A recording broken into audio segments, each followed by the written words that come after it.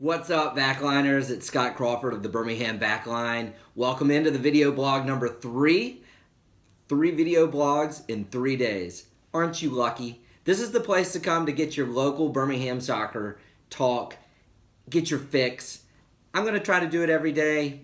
There may be some days that I miss. It's only 15 minutes, but right now there is a lot of news coming out of the Birmingham Hammers. There's news from UAB. There's just a lot going on, and I want to provide you an opportunity to listen to Birmingham soccer news. So this is where you can come and get your fix. You can also go to the Birmingham Backline, bhambackline.com. Have a lot of good pieces over there, opinion pieces about where I see soccer going in the city of Birmingham, some reviews of soccer games, particularly the Hammers. You can check out some articles from last year's season. I think I do a pretty good job. I'm not a skilled writer or trained writer. I think I have some skill, I guess. I can do pretty good, pretty well at putting pen to paper. Anyways, I'm rambling again. Get used to it. As I do these more frequently, these video blogs more frequently, I'm picking up on some things that I do that I need to improve on in order to make this the best experience for you. I say a lot. You've probably noticed. I'm working on it. Bear with me. This is only day 3. And I might just continue this all throughout the summer. I'm here for you guys. Subscribe to the channel. Birmingham Backline on YouTube. Subscribe. It's the best way to know, or the best way to be notified that I've posted a new video. And there I go again. Anyways. I'm moving on. Subscribe. Just subscribe. And come by the Birmingham Backline and get your soccer fix there. A lot to cover today. Only 15 minutes to do it. Well, 13 minutes now. We're 2 minutes in. I was listening to a really good podcast. If you haven't found this podcast, it's called Soccer Down Here. It's by, let's see, I think the guy's name is Jason Longshore. And there's one more guy. I can't remember his name, but over in Atlanta. And they talk about mainly Atlanta United stuff, but they cover soccer at all levels. They love Southern soccer. And they had a discussion today. They were talking about the NPSL. They were talking about mainly the Georgia Revolution. They had the Georgia Revolution coach. I think his name is Scott Redding, I believe. He's got like a player coach. They did an interview with him. It was really fascinating, really interesting to see what the Georgia Revolution is doing over in Atlanta. They talked a little bit about the Birmingham Hammers. They even name-dropped the Magic City Brigade. You guys should go check it out if you're in the brigade. Soccer Down Here is the podcast. Anyways, they had a conversation about the evolution of soccer, particularly in the South. I can't remember how far back, maybe less than 10 years ago, there was only 3 NPSL teams in the Southeast U.S., and there's like 29 now. Over the course of 5 or 10 years, from 3 to 29. And that says something, right? That says that people want soccer in their communities. It's becoming more and more popular. We're becoming saturated with soccer all over the place. And they went into a discussion about upward growth versus outward growth. And they used Chattanooga as an example. I think Chattanooga is a really good example of outward growth. Meaning Chattanooga is perfectly happy being in the NPSL. They sell a lot of tickets, you know that. They sell like 4,000 or 5,000 tickets to every game. Sometimes they have bigger games. Obviously, when the Cosmos B came to Chattanooga a couple years ago with the NPSL championship on the line, they had 18 or 19,000 people come out to Finley Stadium, which was incredible. You can go see the highlights from that game on YouTube. But anyways, I think the Chattanooga FC guys are perfectly happy being in the 4th Division, being in the NPSL. Their budget is pretty low. They compete, obviously. They have had the opportunity to play against an MLS team this year. Atlanta United came to Chattanooga and played them. Chattanooga FC is only going to have more and more opportunities to play teams like that in Chattanooga. They play, probably 10, 12, 14 home games a year. They're making a lot of good money. Why would they need to move up to the USL? They've got a community that's rallied around their team, comes out to support their club. Most of their home games, they're able to sell a boatload of tickets. And really, the only difference if they were to move, say, to the NASL or USL is that they would have to pay a really big fee to get in that league, and they're going to have to pay their players a lot more money, and they're going to have to pay to travel a lot further than what they have to travel to now. So, in terms of upward growth, that really doesn't make a whole lot of sense for Chattanooga FC unless they just have the desire to win a lot of trophies that are different than the trophies that they're fighting for right now. What they're focused on is outward growth. So what are they doing in the community? How are they spreading the gospel of soccer in the community? And I think they're doing a great job. I mean, you hear about Chattanooga FC being involved in the local youth scene. They're doing work with not-for-profits around the town. They've helped rejuvenate the south side of Chattanooga. That's outward growth. That's what soccer is all about, right? It's community-based, and it is about building a culture in a city that takes pride not only in the club, but also in the city. And you better believe that that's what the Birmingham Hammers are trying to do. Those guys love the city of Birmingham. They want to see people come out to support the team, but they also want to see people come out and support the team because they love the city of Birmingham.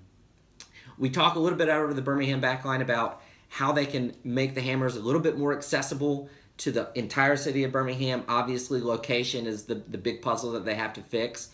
But outward growth is a big part of the solution in bringing soccer to Birmingham. Now, that's not to say that outward growth is the only focus. Certainly, upward growth is good. If you've got somebody with a lot of money that wants to invest in the game of soccer, in my article on Comeback Town, I think I make a pretty comprehensive and logical argument as to why soccer professionally can be very successful in the city of Birmingham.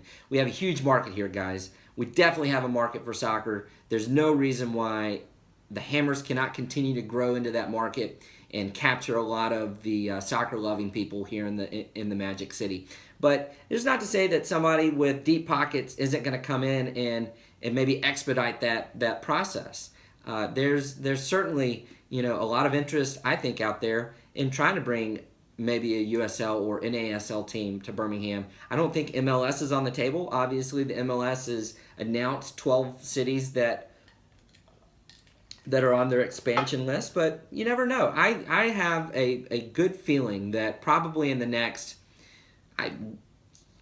2 to 5 years, Birmingham is going to have either the Hammers playing downtown, or we may even have a team that is not even in the NPSL anymore. We could have a USL team. I mean, that's just my feeling, guys. I wrote about it on Comeback Town. I think it's a very real possibility.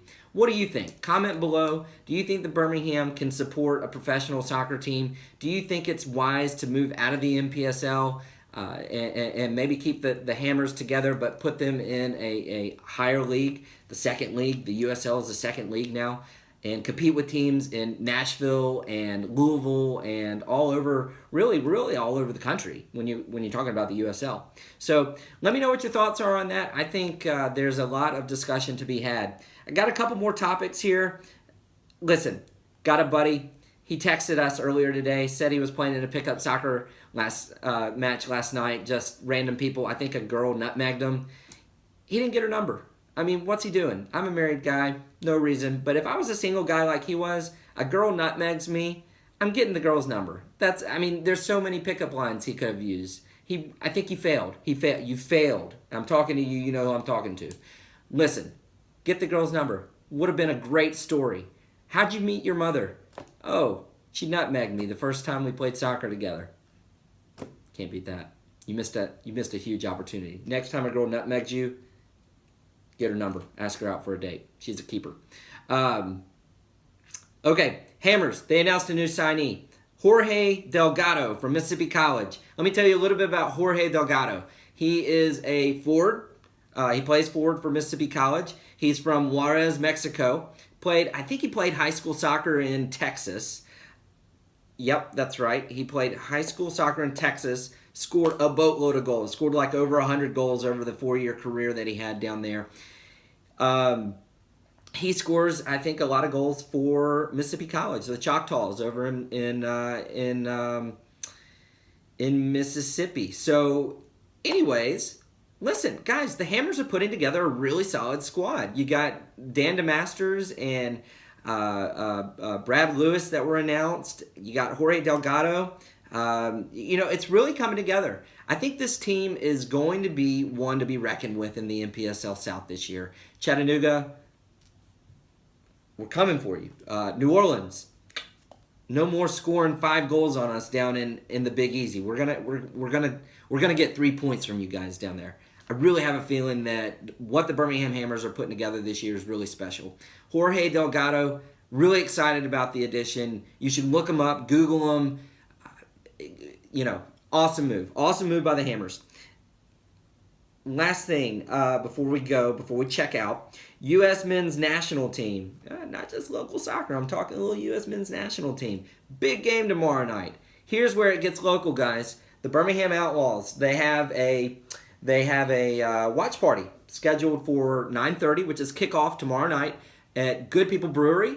I think you're gonna, if you've never been to Good People for a U.S. soccer game, you should definitely go meet those guys. They'll hook you up. They'll show you how to get involved with the Outlaws.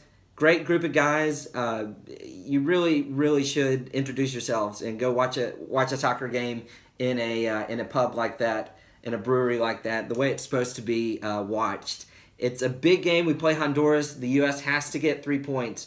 Technically they don't have to win the game, but in all reality, I don't think any team in the Hex has lost their first 3 games and then went on to qualify for the World Cup. This is a big match for the U.S., and Bruce Arena has his hands full. So, 9:30 tomorrow night. Good People. I'm gonna try to be there. I've got an annual fantasy baseball draft, so I'm going out with a bunch of my fantasy baseball guys tomorrow night, and we're gonna hit up, I think, Hattie B's or somewhere down in Lakeview for dinner, and maybe go over to Oasis and throw some darts. But maybe by 9:30 I'll get over to Good People and have a drink and watch some footy. And if you're there, come up to me, introduce yourself. Love to talk to you. And listen, guys, spread the word, spread the gospel. Let's talk soccer here in Birmingham. We can do it. The Hammers are going to have a great year this year. I'm so excited about it. I think we're 43 days out. We're almost at the end of March, okay? We're almost at the end of March, April, and then the very next month, May the 6th. May the 6th against the Atlanta Silverbacks. That's our first game in Atlanta at Silverbacks Park. If you've never been there, great venue to watch a soccer match. They really did it right when they created the Silverbacks many moons ago.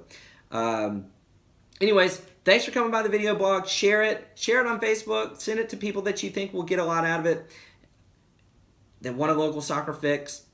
Here we are, guys. Birmingham Backline, bhambackline.com. Also, shout out to my friend Colin Barnwell. I can't shout out his name enough. He's doing a great blog over at bhamhammersblog.com. It's a WordPress. I think it's bhamhammersblog.wordpress.com. Go find him. You can link to it actually on the Birmingham Backline. I've got it on the Friends of BBL tab. Go check him out. He's great. He's a great writer. Very, very funny. Wittier than I am.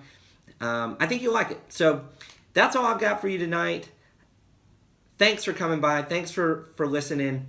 Subscribe to the Birmingham Backline YouTube channel. Tell people about us. Get the word out. We're building things here. We're building good things at the Birmingham Backline. Later, guys.